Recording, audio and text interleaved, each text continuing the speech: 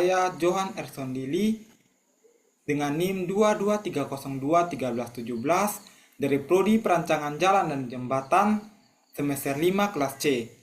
Pada kesempatan kali ini, saya akan mempresentasikan hasil survei lalu lintas pada Jalan Bundaran PU nomor 48 sampai 50 Tuak Daun Merah, Kota Kupang, Nusa Tenggara Timur, tepatnya di depan Hyperstore TDM. Selamat menyaksikan.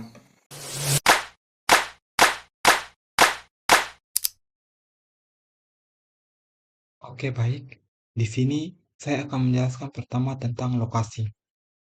Lokasi kelompok kami berada di Jalan Bundaran PU nomor 48 sampai 50 Tuak Daun Merah, Kota Kupang, Nusa Tenggara Timur, tepatnya depan Hyperstore TDM. Alasan kami memilih lokasi tersebut yaitu pertama, karena dipilih langsung oleh dosen pengampu mata kuliah Rekayasa Lalu Lintas 1 yaitu Pak Amiwadu, dan ada alasan tersendiri mengapa kami memilih lokasi tersebut. Dikarenakan lokasi tersebut sangat strategis karena merupakan pusat perbelanjaan masyarakat dan di sekitar lokasi terdapat sekolah sehingga sering terjadi kemacetan akibat hambatan samping dan kendaraan masuk keluar. Sehingga kelompok kami melakukan survei pengambilan data pada lokasi dimulai dari pukul 6 pagi hingga pukul 6 sore waktu Indonesia bagian tengah dengan pengambilan data setiap intervalnya itu 15 menit. Kemudian yang kedua, kondisi existing lokasi. Dari gambar, kita bisa melihat kondisi existing pada lokasi Jalan Bundaran PU nomor 48 50 Tuak Daun Merah, tepatnya di depan Hyperstore TDM sebagai berikut. Dari gambar ini, kita mengambil dari Google Earth.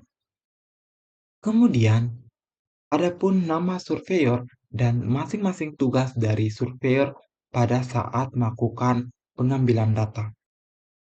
Yang pertama, itu Henry Sakan dengan tugas menghitung jumlah kendaraan golongan 1 sampai golongan 4 dengan arah Pertamina TDM sampai Bundaran PU. Kemudian saya Johan Erikson Dili dengan tugas menghitung hambatan samping sepanjang 200 meter arah Bundaran PU hingga Pertamina TDM. Kemudian Luisa Nggeli dengan tugas menghitung hambatan samping sepanjang 200 meter arah Pertamina TDM. Kemudian ada Marven Lena dengan tugas menghitung jumlah kendaraan golongan 5 sampai 8 arah Bundaran PU. Kemudian ada Marince Manit dengan tugas menghitung kecepatan sepanjang 50 meter arah Bundaran PU. Kemudian ada Robertus Salud dengan tugas menghitung jumlah kendaraan golongan 1 sampai 4 arah Pertamina TDM. Kemudian ada Rosalia Priangu menghitung jumlah kendaraan golongan 5 sampai 8 arah Pertamina TDM ke Bundaran PU. Dan yang terakhir ada Surya Nipalo dengan tugas menghitung kecepatan sepanjang 50 meter arah Pertamina TDM ke Bundaran PU. Kemudian selanjutnya saya akan menjelaskan sheet berikutnya yaitu tentang geometrik jalan pada lokasi Hyperstore depan TDM. Di sini kami melakukan survei pada hari Rabu 30 Oktober 2024 dengan Provinsi Nusa Tenggara Timur, Kota Kupang, dengan nama Jalan Bundaran PU nomor 48 hingga 50 Tuak Daun Merah, dengan segmen yang kita ambil adalah arah 1 yaitu Pertamina TDM hingga Bundaran PU dan arah 2 yaitu Bundaran PU hingga Pertamina TDM. Dengan panjang segmen yang diambil adalah 200 meter dengan jenis jalan yaitu jalan perkotaan 2/2 tidak terbagi. Dengan waktu pengambilan survei atau data yaitu dimulai dari pukul 6 pagi hingga jam 6 sore atau 18.00 waktu Indonesia bagian tengah dengan tipe jalan pada lokasi yaitu jalan dengan tipe kolektor. Kemudian kita bisa melihat pada gambar, yaitu potongan melintang jalan pada lokasi. Di sini, eee, kami mendapat beberapa parameter, yaitu dengan yang pertama, parameter yang pertama yaitu lebar jalur lalu lintas rata-rata. Lebar jalur lalu lintas rata-rata pada sisi A didapatkan 4,4 meter dan pada sisi B juga sama yaitu 4,4 meter. Maka total untuk lebar jalur pada lokasi tersebut adalah 8,8 meter. Kemudian parameter yang kedua adalah kerep atau bahu jalan pada lokasi.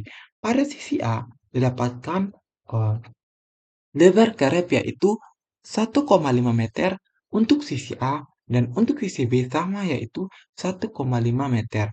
Kemudian parameter yang ketiga yang kami dapatkan pada lokasi yaitu trotoar. Maka dari gambar atau dari yang kami hitung pada lokasi, sisi A lebar trotoar adalah 0,97 dan sisi B yaitu 0,97 dan totalnya adalah 1,94 meter. Kemudian, adapun jarak kerep ke penghalang terdekat. Di sini kami mendapatkan jarak kerep ke penghalang terdekat yaitu 1 meter di sisi A dan sisi B, maka totalnya adalah 2 meter.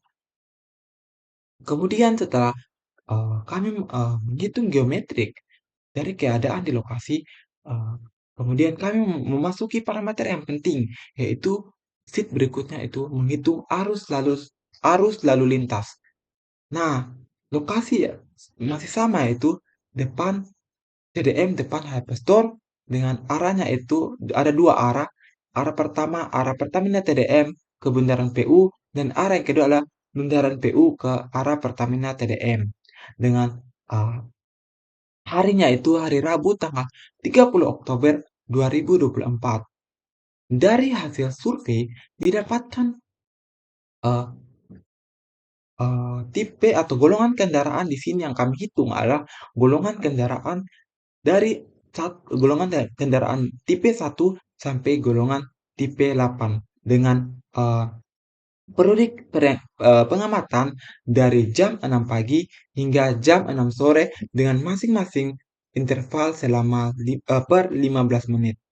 Dari hasil survei didapatkan pada interval jam 6 hingga interval jam 6:15 didapatkan tipe atau kendaraan dengan golongan kendaraan satu didapatkan sebanyak 151 dan jumlah kendaraan golongan 2 yaitu 30, golongan 3 13, golongan 4 hingga golongan 6A tidak ada, golongan 6B 2, dan golongan 7A hingga golongan 8 itu tidak ada. Setelah kita menghitung jumlah golongan kendaraan per 15 menit, kemudian kita menghitung total setiap golongan kendaraan yaitu golongan kendaraan 1 sampai golongan kendaraan 8 dengan cara sebagai berikut. Total maka sama dengan sum dari golongan 1 sampai golongan 8 dikarenakan kita mencari total dengan golongan kendaraan 1 sampai dengan 8. Kita blok dari golongan 1 hingga golongan 8. Maka enter didapatkan total untuk interval jam 6 pagi hingga jam 6:15. Itu totalnya adalah 196 untuk semua jenis golongan kendaraan. Untuk interval-interval atau jam eh, berikutnya itu sama juga, yaitu kita mencari total semua golongan jenis kendaraan. Untuk arah 2 juga sama, kita menghitung seperti arah 1. Setelah didapatkan total semua jenis kendaraan per interval 15 menit, kemudian di sini kita membuat grafik arus lalu lintas kendaraan per 15 menit. Dari grafik ini, kita mendapatkan nilai X yaitu di sini adalah waktu atau periode pengamatan per 15 menit dan Y adalah kendaraan per 15 menit. Dari grafik ini, maka kita dapat menyimpulkan bahwa arus lalu lintas atau kepadatan arus lalu lintas untuk arah satu terjadi pada jam 4 hingga jam 4 lewat 15 menit. Untuk arah duanya sendiri sama, grafiknya sama seperti arah satu, dan kita dapat menyimpulkan pada grafik arah 2 ini, kita dapat menyimpulkan bahwa kepadatan atau arus lalu lintas terjadi pada jam 7.45 hingga jam 8. Setelah itu, kita masuk uh, pada perhitungan atau sheet berikut, yaitu menghitung EMP atau nilai ekuivalensi mobil penumpang.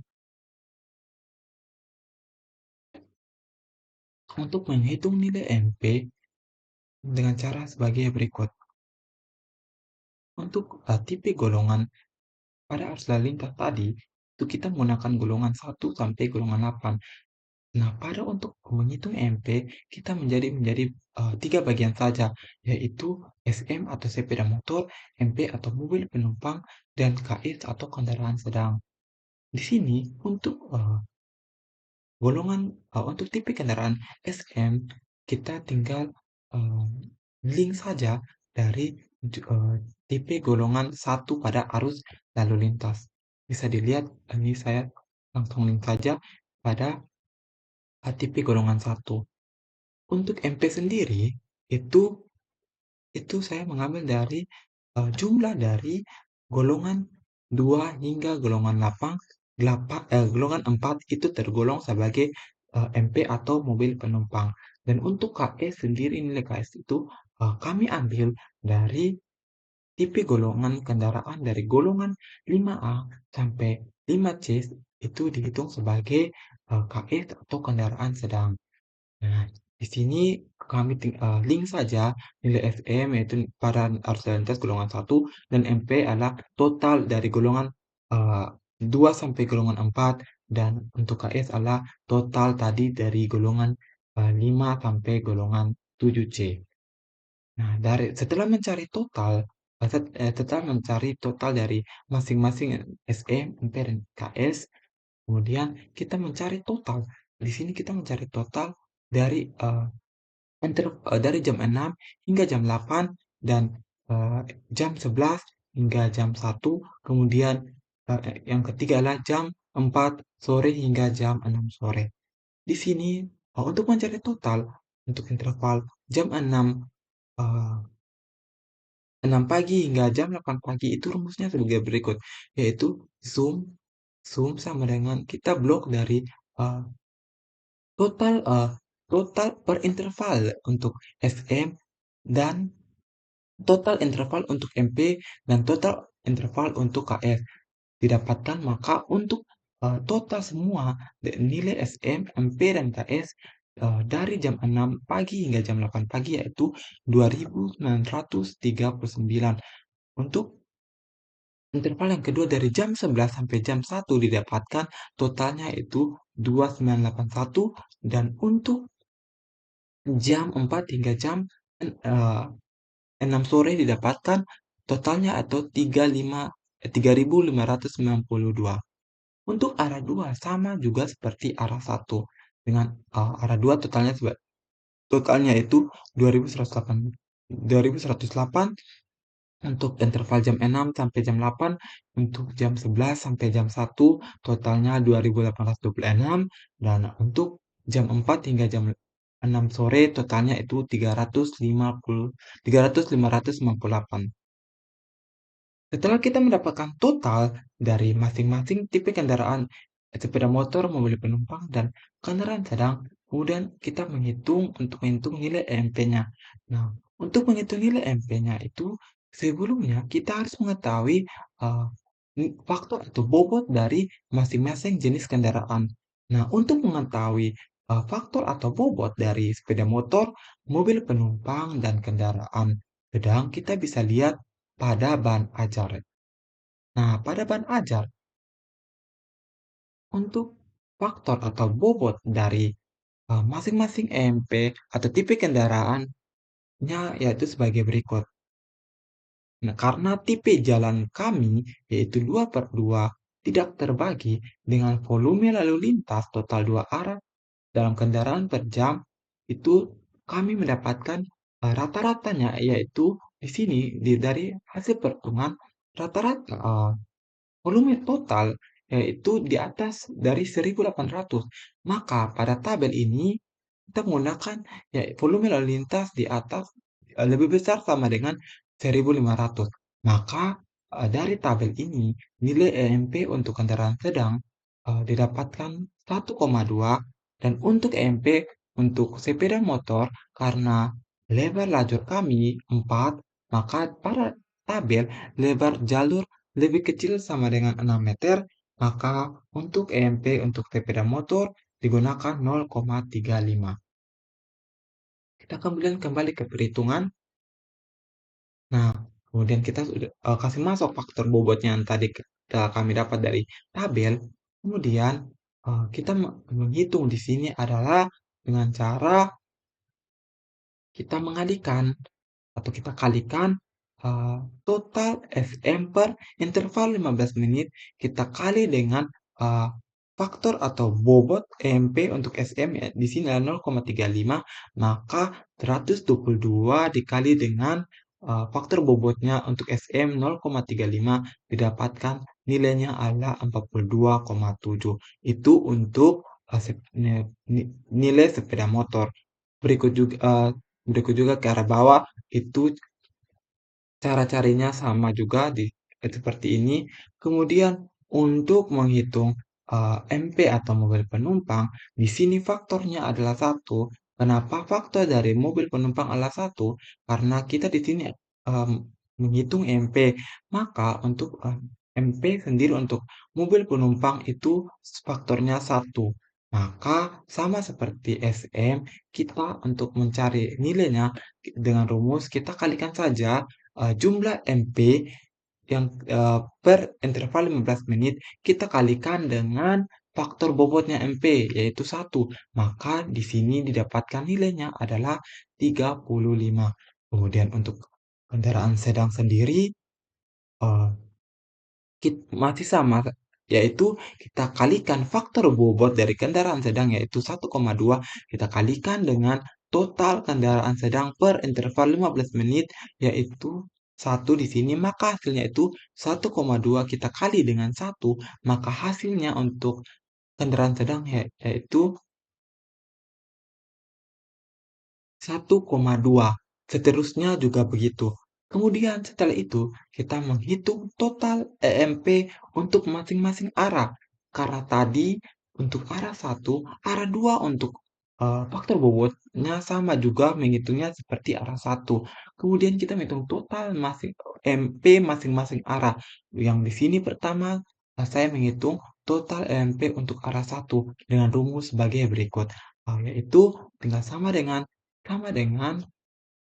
didapatkan dengan sama dengan zoom, yaitu kita zoom dari nilai yang kita telah kalikan dengan faktor bobotnya itu SM, MP, dan KS itu jika kita sudah kali dan kita sudah dapat, maka kita tinggal untuk total MP-nya kita tinggal sama dengan zoom dari hasil dari yang kita sudah kali dengan faktornya, maka hasilnya adalah di sini 78,9 untuk arah satu.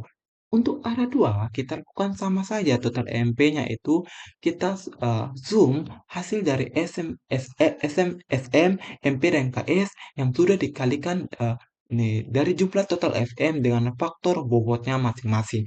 Di sini saya mendapatkan nilainya adalah 2, total MP-nya adalah 98,25. Setelah menghitung EMP dari masing-masing arah, selanjutnya kita menghitung EMP untuk total dua arah, yaitu arah satu dan arah 2. Hitungnya seperti berikut, yaitu kita tinggal saja sama dengan zoom, yaitu kita zoom dari total EMP arah satu dan total EMP untuk arah 2, yaitu tekan saya zoom, kemudian enter, di sini hasilnya itu 177,15 merupakan total EMP untuk arah satu dan arah 2. Setelah itu, kita menghitung, kita mencari jam puncaknya. Kita mencari jam puncak ini terjadi pada di kisaran jam berapa. Nah, untuk mencari jam puncaknya sendiri yaitu caranya sebagai berikut. Karena kita telah menghitung total EMP arah 1 dan arah 2, maka untuk mencari jam puncak terjadi pada jam berapa, maka rumusnya tinggal sama dengan max, kemudian kita pilih, kita blok total EMP arah 1 dan arah 2. Yaitu dengan cara kita blok, jadi max sama dengan max, kemudian kita blok dari total EMP arah 1 dan arah 2.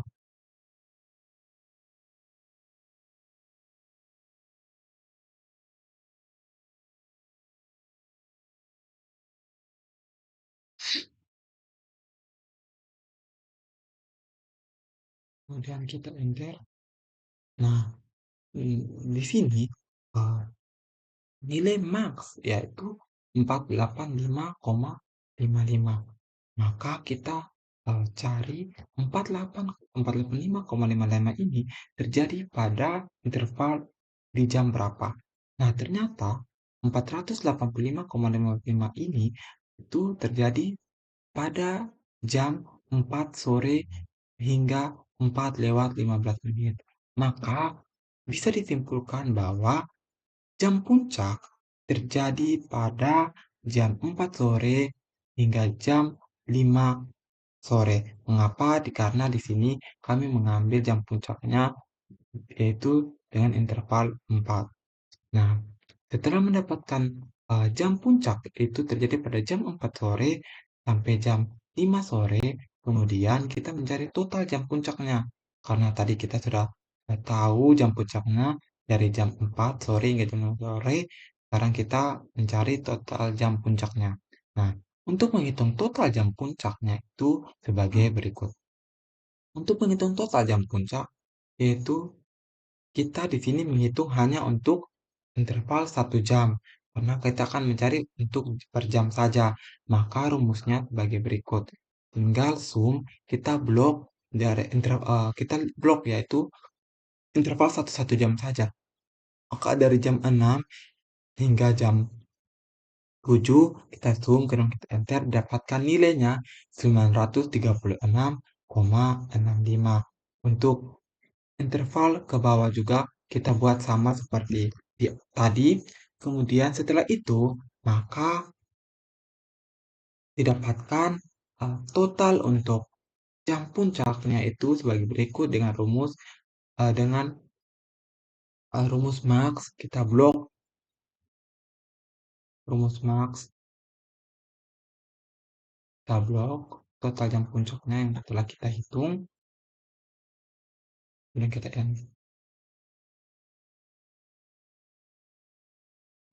enter, didapatkan total untuk jam puncaknya itu yaitu 1880,3. Setelah itu, kita menghitung total untuk pada saat jam puncak dengan rumus sebagai berikut. Untuk menghitung total pada jam puncak itu kita bedakan untuk arahnya, yaitu arah 1 dan arah 2. Nah, untuk yang nilai total 1880,3 itu, ini untuk total untuk dua arah.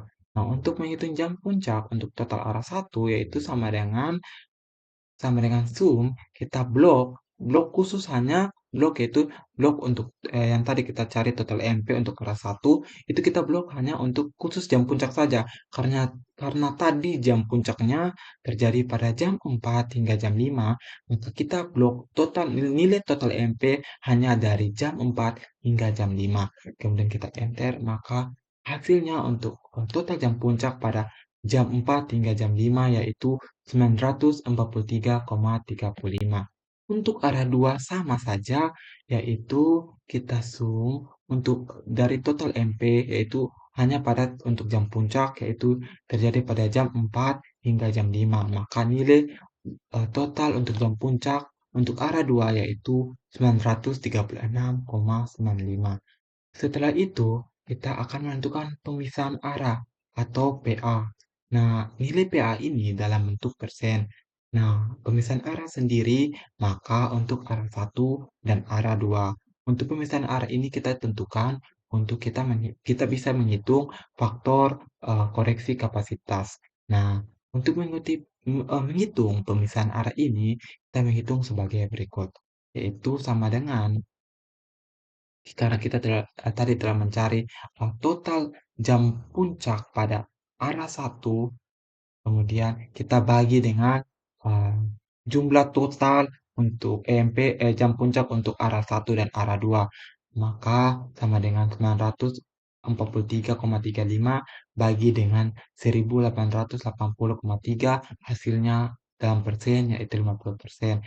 Untuk arah 2-nya sama, yaitu didapatkan dari hasil bagi dari eee, total dari jam puncak untuk arah 2 yaitu 536,9 kita bagi dengan total jam puncak kedua arah yaitu 1.880,3, maka hasilnya dalam persen yaitu 50%. Maka didapatkan pemisahan arah untuk arah satu dan arah 2 yaitu masing-masing 50%. Selanjutnya kita menghitung kecepatan. Nah, tabel kecepatan seperti pada gambar slide ini. Nah, untuk lokasinya masih sama di TDM depan HP Store, arahnya ada dua arah, yaitu arah Pertamina TDM Bundaran PU dan arah yang kedua Bundaran PU Pertamina TDM. Dengan panjang jalan di sini kami menggunakan 50 meter. Mengapa kami menggunakan 50 meter? Dengan perkiraan kecepatan rata-rata 50 kilometer per jam. Nah, perkiraan kecepatan rata-rata 50 kilometer per jam ini kita bisa lihat dari ban ajar atau tabel yang telah diberikan, yaitu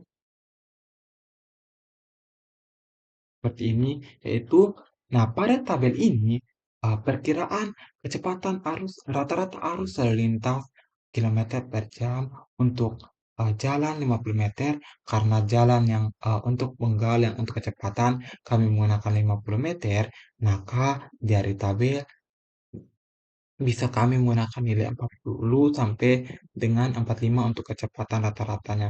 Di sini kami menggunakan kecepatan rata-ratanya yaitu 50 kilometer per jam. Setelah itu, kita setelah mendapat data dari kecepatan, di sini itu adalah kita masing-masing menghitung 10 untuk SM10, MP10, dan KS10. Sebenarnya ini tidak wajib, ini 10 itu tergantung dari kondisi di lapangan. Jika kondisi di lapangan memungkinkan untuk kecepatan, untuk menghitung kecepatan untuk SM, MP, KS, kalau 10 maka kita 10, tapi kalau di kondisi lapangan tidak mencapai 10 juga tidak apa-apa. Kemudian setelah itu kita menghitung rata-rata.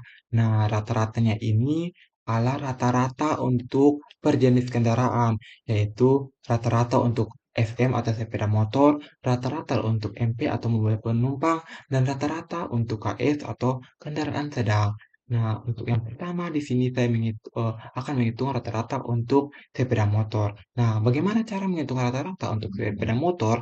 Yaitu caranya sebagai berikut, yaitu sama dengan average.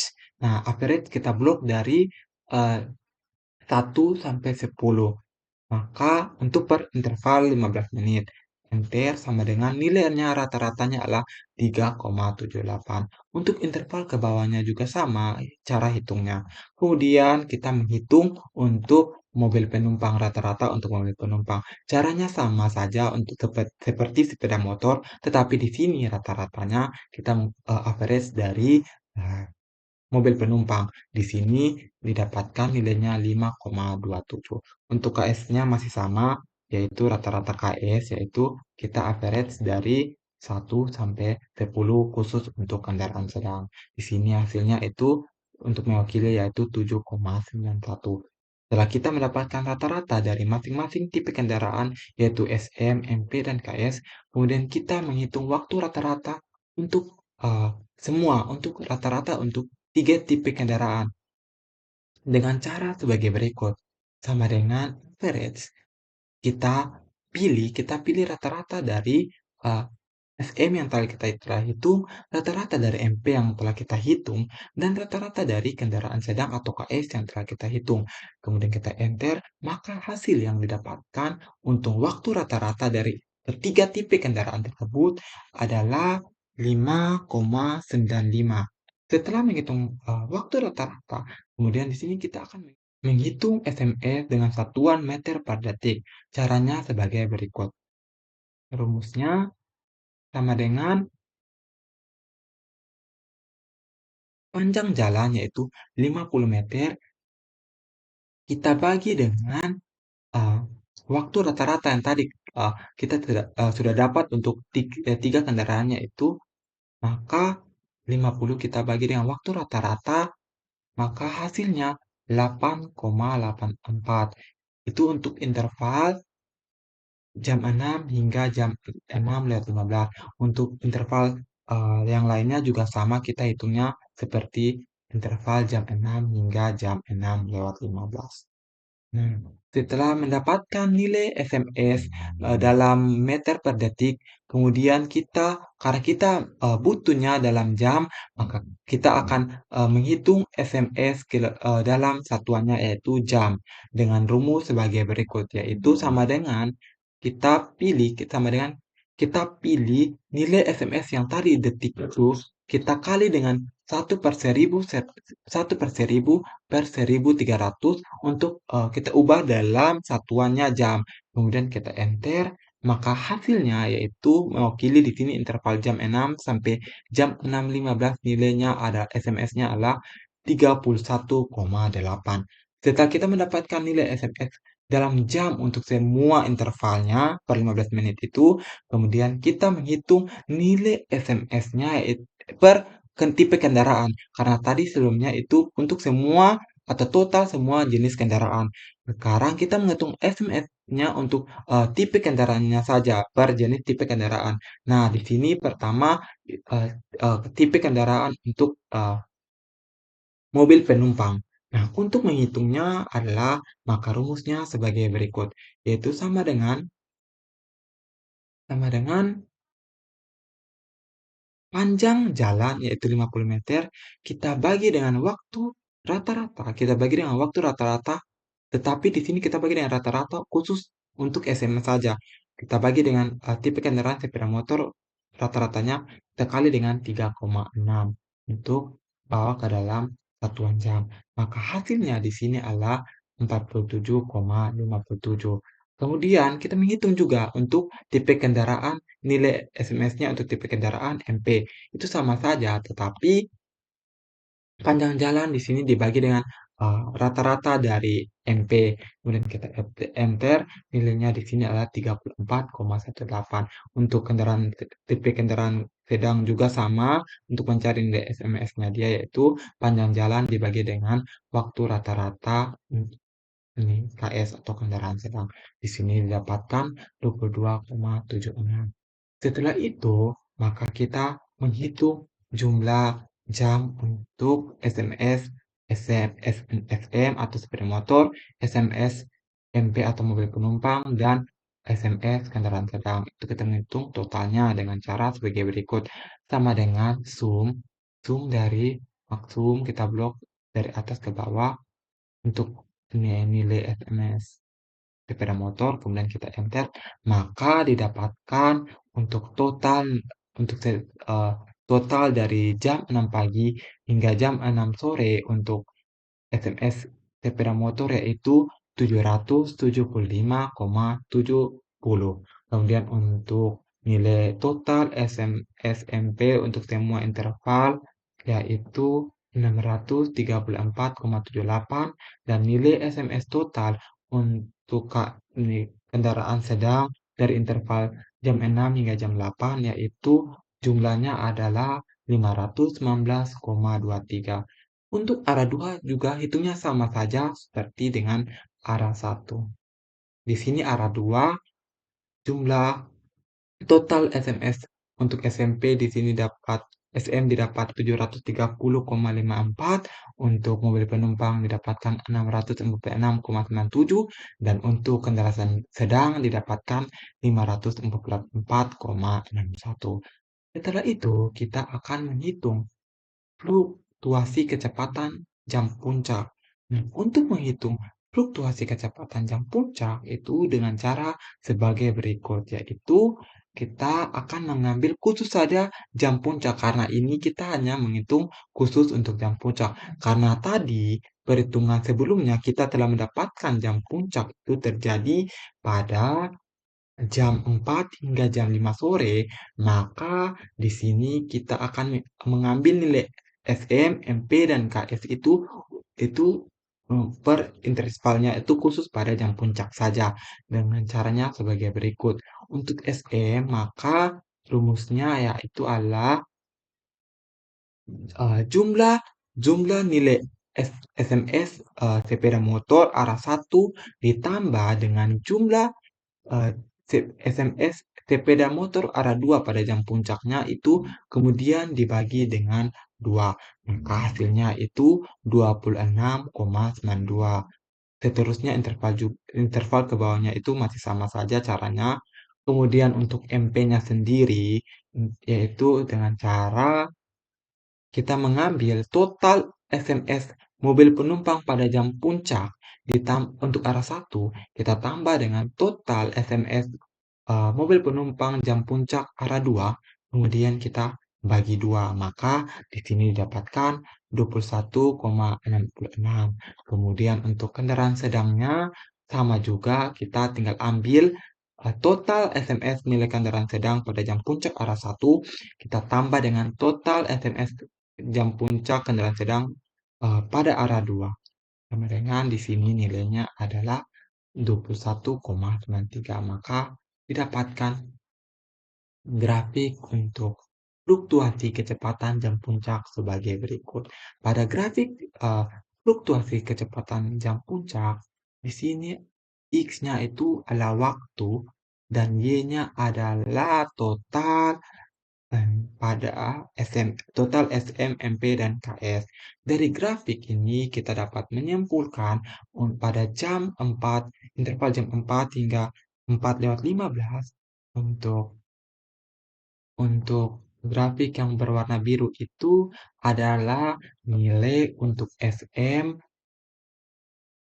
SM dengan nilainya adalah 26,92, dan warna orange untuk jam 4 hingga jam 4:15 nilainya adalah untuk MP-nya nilainya 21,66, dan untuk warna abu-abu pada jam 4 hingga jam 4:15 itu didapatkan eh, jamnya yaitu pada jam 21,93. Begitu juga sama dengan jam berikutnya. Setelah kita menghitung ini atau kecepatan, selanjutnya kita masuk pada perhitungan berikut yaitu perhitungan hambatan samping. Nah, untuk perhitungan hambatan samping, lokasi juga masih sama yaitu TDM depan Hyperstore, arahnya juga masih sama, arah 1, arah 2 Pertamina TDM, dan bundaran PU dengan eh, hari tanggal survei itu Rabu 30 Oktober 2024. Nah, dari hasil eh, survei atau hasil pengambilan data di lokasi dengan periode pengamatan dari jam 6 pagi hingga jam 6 sore, maka didapatkan datanya sebagai berikut. Untuk pejalan kakinya adalah jumlah pejalan kaki pada jam 6 pagi hingga interval 15 menit, jam 6:15 yaitu 5, terus kemudian parameter parkir kendaraannya itu 0, dan kendaraan masuk keluar ada 11, dan jumlah kendaraan melambatnya itu ada 5. Untuk menghitung hambatan samping ini, segmen yang kita ambil yaitu per 200 meter. Sebelumnya tadi kalau kecepatan itu kita ambil per 50 meter. Nah, untuk hambatan samping yaitu kita mengambilnya itu harus segmennya itu 200 meter. Nah, kemudian Kemudian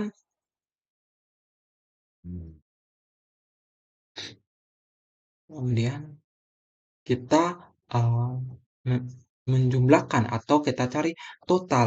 Nah, kita cari totalnya itu, kita cari total dari pejalan kaki.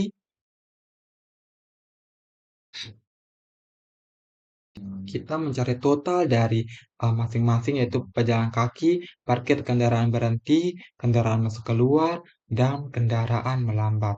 Itu kita mencari totalnya untuk keseluruhannya itu dengan cara sama dengan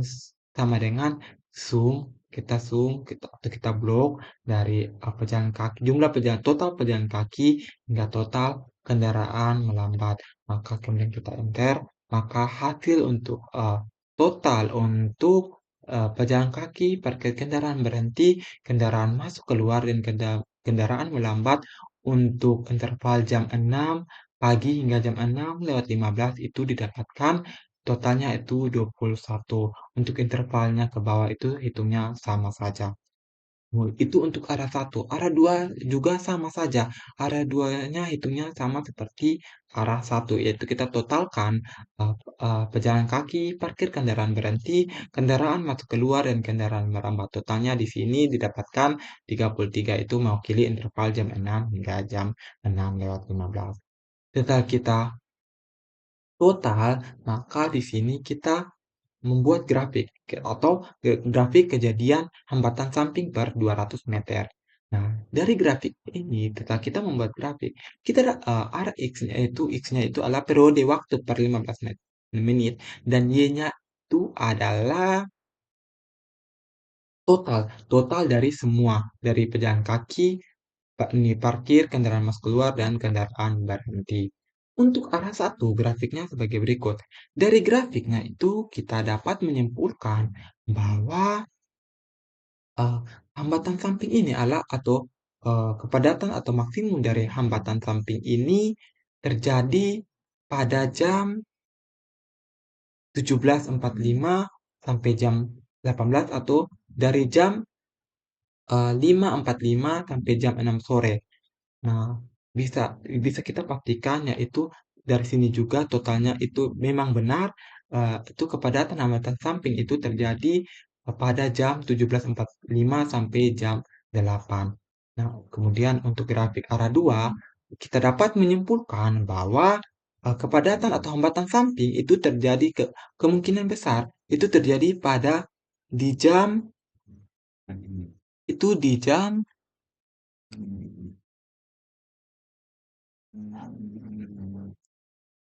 itu terjadi ada pada jam 7.15 sampai dengan jam 7.30 atau setengah 8.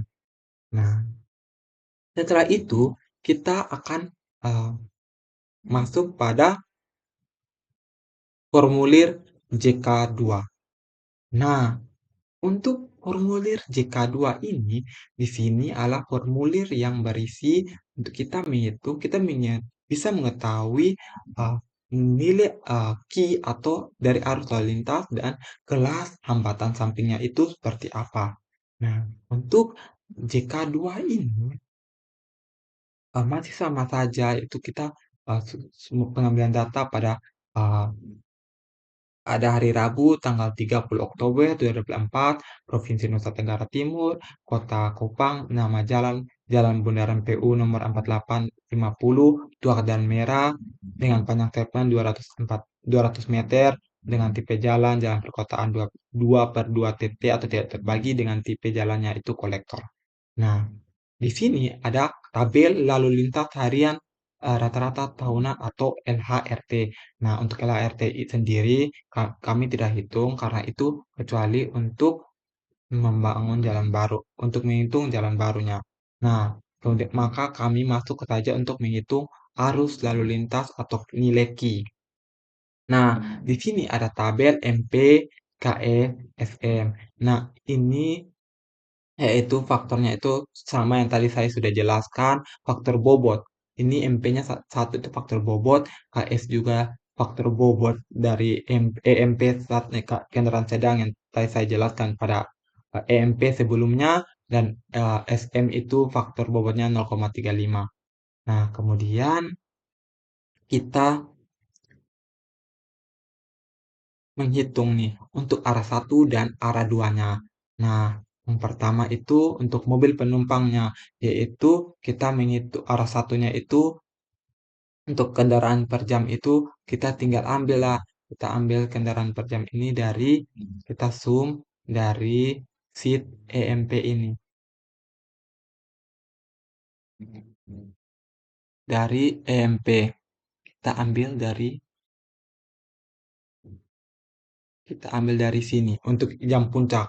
Kenapa jam puncak? Kenapa di jam 4 sampai jam 7? Karena tadi kita telah menghitung jam puncaknya terjadi pada jam 4 hingga jam 5 sore. Kemudian, kemudian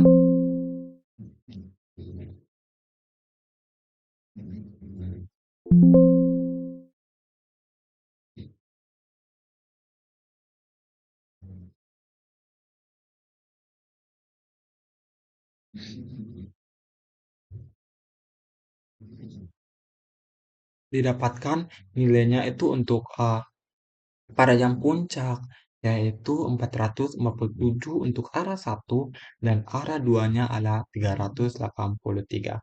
Kemudian kita menghitung nilai SMP per jam dengan rumus sebagai berikut, yaitu nilai yang tadi arah satu yaitu 447 kita kali dengan faktor bobotnya EMP yaitu 1, maka hasilnya itu 447. Arah duanya itu juga sama, kita kali yang kendaraan per jam ini kita kali dengan faktor bobot dari mobil penumpang, yaitu maka hasilnya masih sama yaitu 383. Kemudian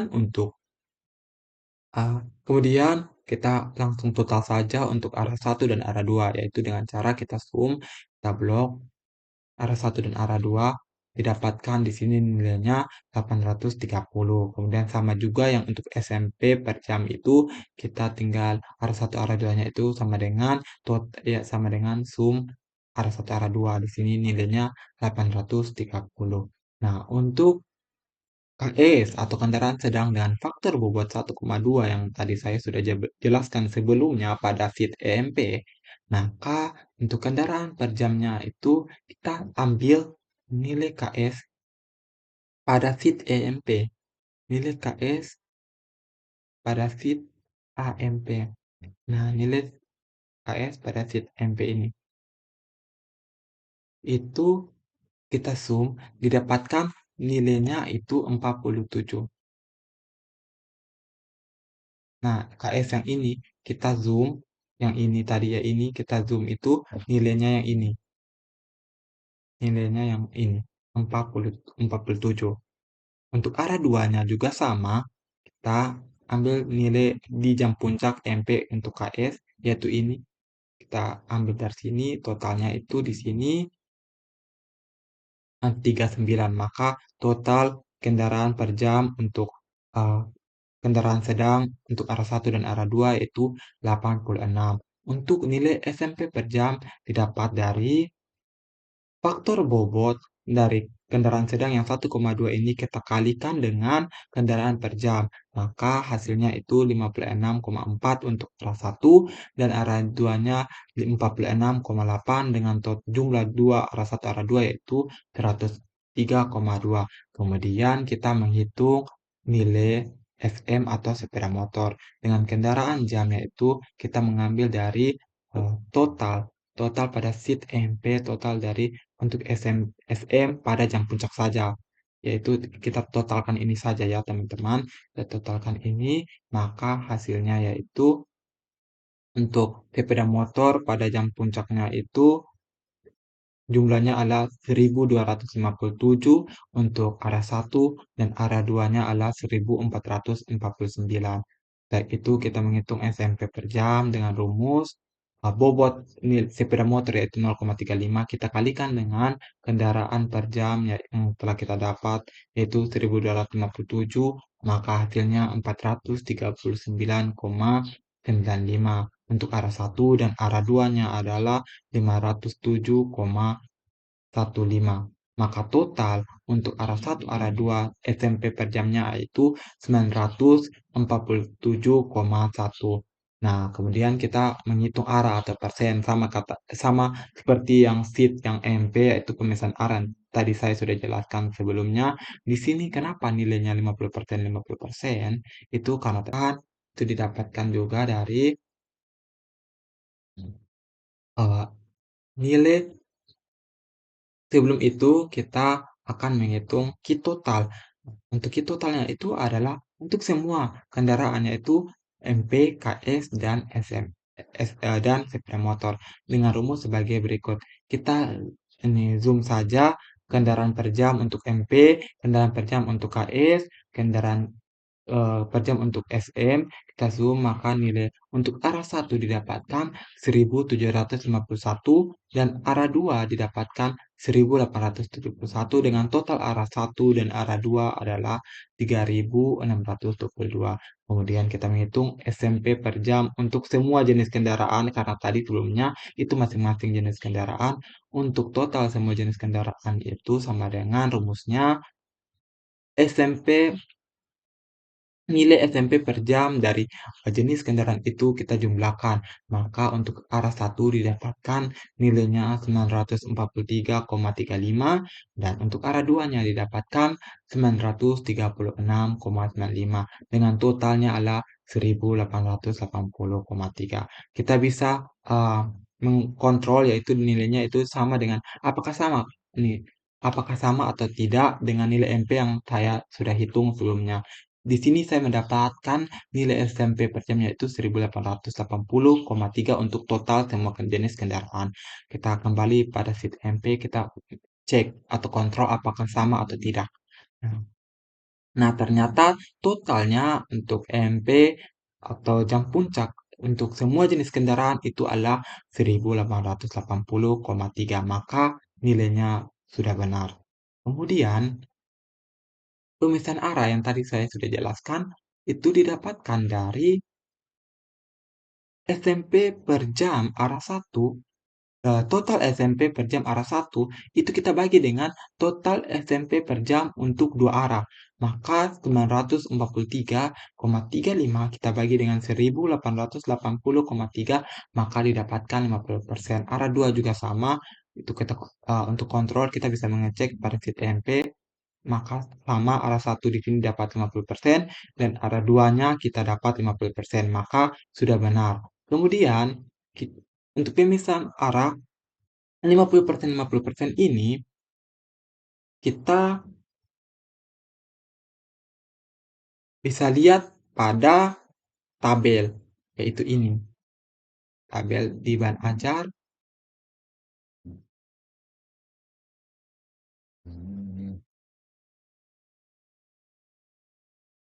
di sini di Excel yang ini di MP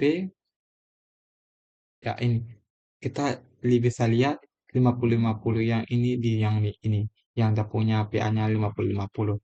Selanjutnya untuk kita mengetahui kelas hambatan samping kita itu seperti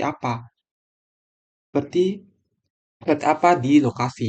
Maka dengan cara untuk mengetahui kelas hambatan samping dengan sebagai berikut, yaitu pertama di sini ada tabel penentuan frekuensi kejadian. Nah, untuk penentuan frekuensi kejadian di sini ada beberapa poin, yaitu ada tipe kejadian HS atau hambatan samping, ada simbolnya itu dan ada bobot tabelnya, terus ada frekuensi dan ada bobot. Nah, untuk mengetahui penentuan eh, frekuensi kejadian ini, kemudian kita karena tadi tipe yang tipe pada hambatan samping seperti yang di tabel hambatan samping itu ini ada pejalan kaki, parkir kendaraan berhenti, kendaraan masuk keluar dan kendaraan melambat. Maka kita masukkan tipe kejadiannya itu, kemudian ada simbolnya itu dari tabel atau ban ajar itu untuk pejalan kaki simbolnya adalah PED, untuk parkir kendaraan berhenti simbolnya PSV, dan untuk kendaraan masuk keluar EFP dan yang terakhir untuk kendaraan melambat, simbolnya itu SMP. Nah, setelah itu kita kita harus cari bobot dari masing-masing tipe kejadian pada hambatan samping. Nah, di sini untuk mengetahui bobotnya kita bisa lihat pada bahan ajar, kita bisa lihat pada bahan ajar, kita bisa lihat pada bahan ajar halaman 24. Nah, untuk bobot dari pejalan kaki di sini 0,5 dan kita kontrol pada perhitungan kita, ya betul, bobot untuk pejalan kaki 0,5, kemudian bobot untuk kendaraan umum ya, untuk berhenti 1,0, untuk kendaraan masuk keluar yaitu 0,7 dan arus kendaraan melambat yaitu 0,4. Itu sudah betul seperti di hitungan. Nah, kemudian kita masuk pada perhitungan frekuensi. Nah, untuk perhitungan frekuensi itu kita bagi menjadi arah satu dan arah 2. Nah, untuk perhitungan frekuensi seperti apa? Kita bisa lihat yaitu kita tinggal saja zoom sama dengan kita tinggal zoom kita tinggal zoom yaitu zoom dari hambatan samping. Zoom dari hambatan samping pada jam puncak saja. Karena tadi kita sudah menentukan jam puncaknya, maka kita zoom nilai dari hambatan samping untuk jam puncak saja. Maka arah satu untuk jam puncaknya untuk berjalan kaki itu nilainya 46 dan untuk parkir kendaraan berhenti 27, untuk kendaraan masuk keluar 329 dan untuk kendaraan melambat pada arah satu itu 85. Untuk kendaraan kedua sama saja, tapi di sini kita melihat kita zoom nilai dari hambatan samping, nilai hambatan samping arah 2. Itu kita bisa lihat sama juga. Itu kita lihat pada kita lihat hanya pada jam puncaknya saja. Maka zoom dari untuk pejalan kaki dari arah 2 didapatkan untuk pada jam puncaknya itu didapatkan 90, untuk parkir kendaraan berhenti nilainya 50, untuk kendaraan masuk keluar itu 413 dan untuk kendaraan melambatnya nilainya adalah 91. Kemudian kita masuk pada bobot. Nah, untuk bobot ini arah 1 arah 2. Bagaimana cara kita mendapat bobotnya ini dengan cara itu kita kalikan dan kita kalikan bobot per tipe jalannya itu misalnya pejalan kaki bobotnya 0,5. Nah, 0,5 ini kita kalikan dengan frekuensi arah satu. Nah, frekuensi arah satu di sini kita didapatkan nilainya 46. Maka bobotnya sama rumusnya sama dengan 0,5 ini kita kalikan dengan 46, maka hasilnya untuk arah satu kita dapat 23 dan arah 2-nya adalah 45. Nah, untuk parkir kendaraan berhenti, kendaraan masuk keluar, dan kendaraan lambat sama saja hitungannya itu kita tinggal kalikan saja. Nilai frekuensi arah satu dan arah 2 ini kita kalikan dengan bobotnya.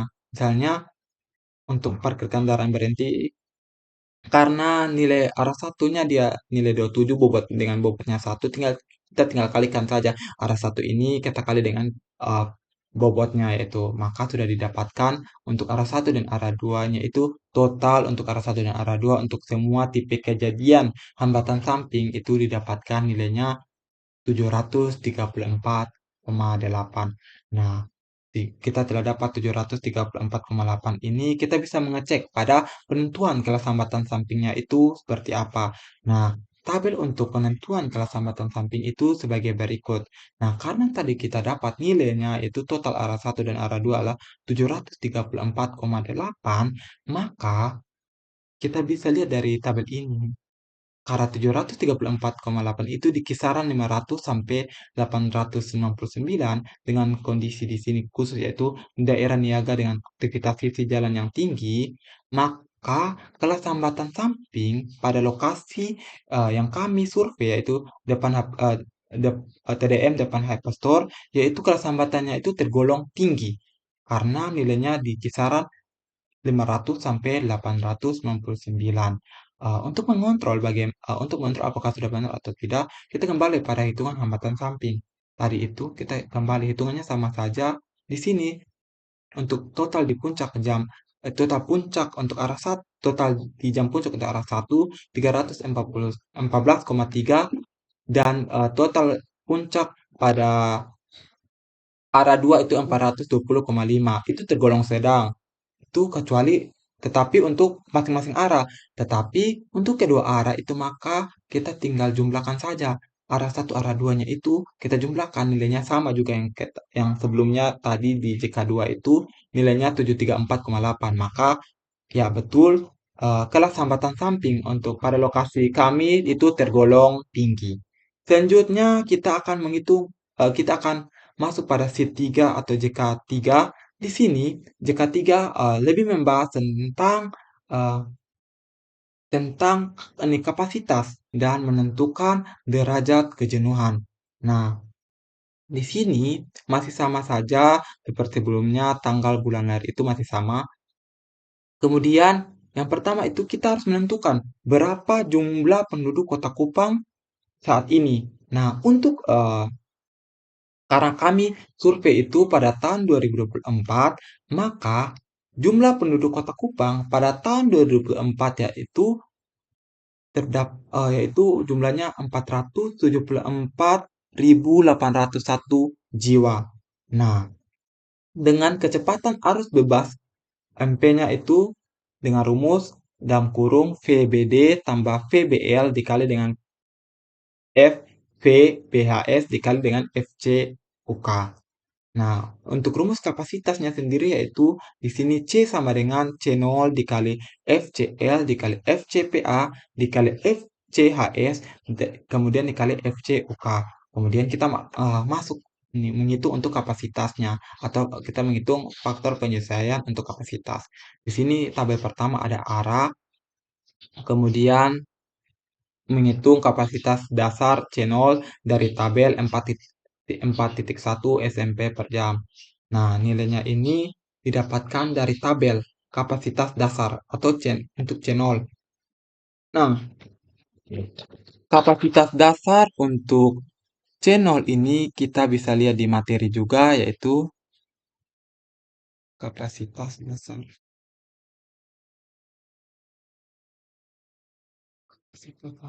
Kapasitas dasar C0. Nah, ini di materi itu. Nah, karena tipe jalan yang kami survei itu 2/2 tidak terbagi, maka nilai C0 yang dipakai di sini adalah 2.800.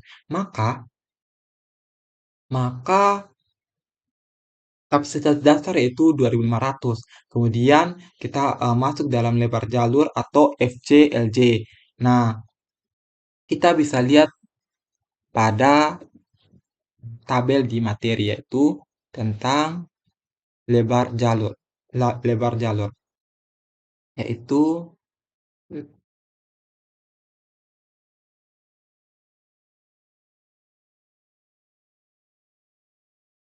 lebar jalur karena tipe jalan kami yaitu yang kami tinjau adalah 2/2 tidak terbagi dengan maka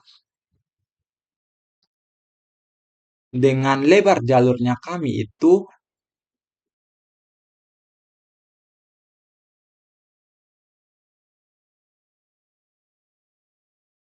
dengan lebar jalur kami itu eh, di sini harusnya ini satu. Mengapa satu? Dikarenakan dikarenakan eh maaf yaitu lebar yang digunakan adalah 1,14 1,14 1,14. Mengapa 1,14?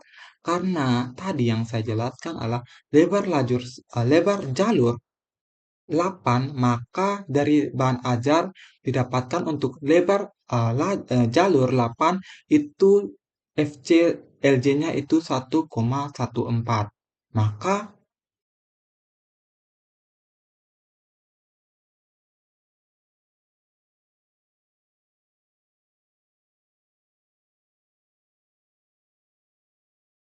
maka kita pakai nilainya itu 1,14 untuk lebar lajur atau FCLJ. Kemudian kita masuk pada pemisahan arah atau FCPA. Nah, untuk penentuan FCPA ini, karena tadi kita telah menentukan faktor pemisahan arah atau PA 50%, 50%, maka dari tabel atau materi,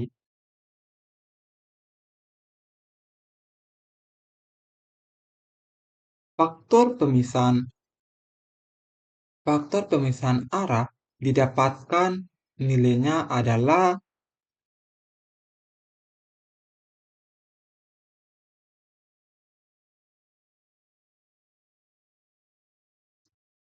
1. Karena eh, PA atau faktor pemisahan arah kita tadi 50-50, maka nilai FCPA yang kita gunakan di sini adalah 1. Selanjutnya,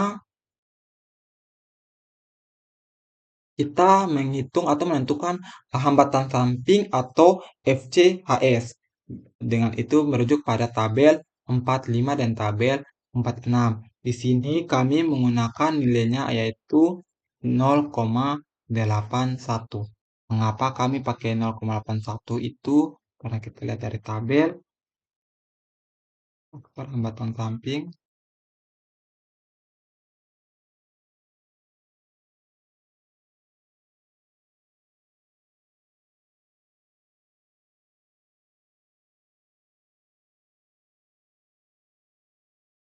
Nah, karena ini adalah dari bahan ajar, karena tipe jalan kami yaitu 2/2 tidak terbagi dengan eh, LKP yaitu 1 meter itu yaitu jarak dari bahu jalan ke penghalang itu tadi kami punya 1 meter, maka kita lihat di sini tabel 1 meter nilainya yaitu 0,81.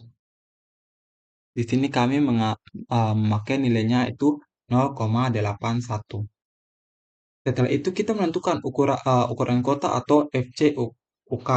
Nah, didapat di sini nilainya itu 0,90. Nilainya didapat dari mana? Karena jumlah penduduk Kota Kupang pada tahun 2024 yaitu 474.801 jiwa, sedangkan pada bahan ajar untuk menentukan koreksi kecepatan akibat ukuran kota atau FVBUK, yaitu di sini karena 400 karena 400 karena 471.801 jiwa ini itu jumlahnya tuh eh, lebih kecil dari 1 juta jiwa. Maka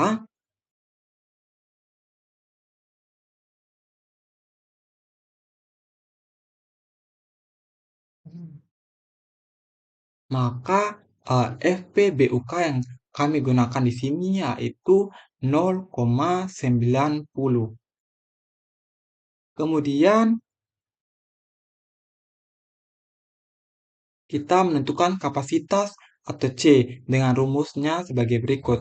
Itu rumus untuk menghitung kapasitas yaitu kita tinggal kalikan saja yaitu kapasitas dasar atau C0 kita kali dengan FCLJ kali dengan FCPA dikalikan dengan FCHS dan dikalikan dengan FCUK.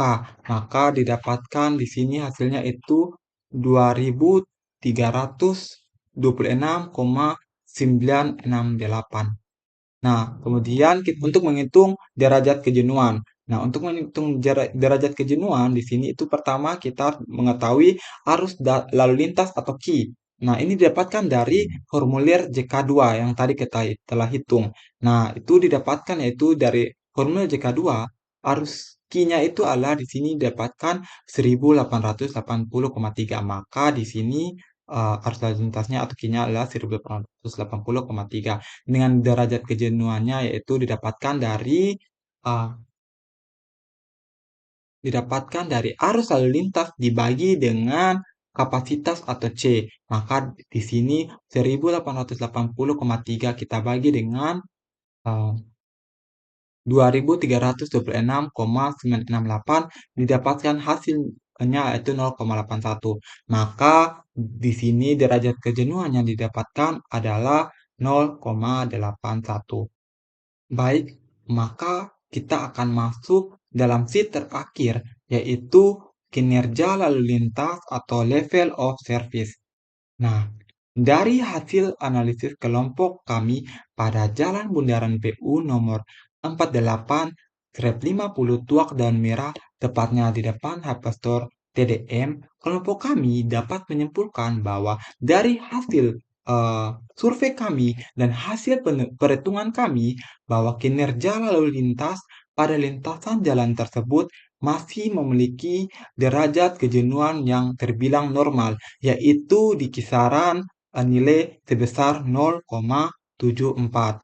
Dengan ruas jalan tersebut memiliki tingkat pelayanan golongan C, di mana karakteristik lalu lintas tersebut adalah sebagai berikut, yaitu masih dalam arus stabil, operasi atau gerak kendaraan mulai dipengaruhi oleh kendaraan lain, serta pengemudi terbatas dalam memilih kecepatan. Uh, Baik, sekian presentasi saya atau penjelasan saya mengenai perhitungan arus lalu lintas, kecepatan, hambatan samping, eh, kemudian kinerja, kemudian penyesuaian untuk kapasitas, derajat kejenuhan, hingga penentuan level of service kinerja lalu lintas Jalan Bundaran PU nomor 4850 Tuak Daun Merah, tepatnya di depan Hyperstore. Sekian dan terima kasih.